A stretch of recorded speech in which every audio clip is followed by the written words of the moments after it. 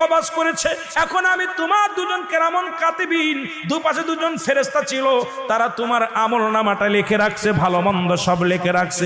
এখন তোমার হিসাব হবে, দুইটা কাগজ থাকবে নুমান ফেরেশতার হাতের মধ্যে, একটা হলো নেকির কাগজ, একটা হলো বদির কাগজ।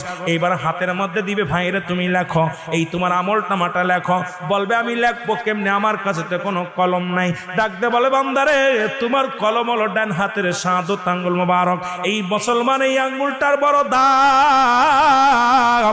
এরে আমরা হলে সুন্নাতুল জামাতের যারা মুসলমান আশিকেরা, শোনো, এই আঙ্গুলের মাথায় সুন জড়ায় না।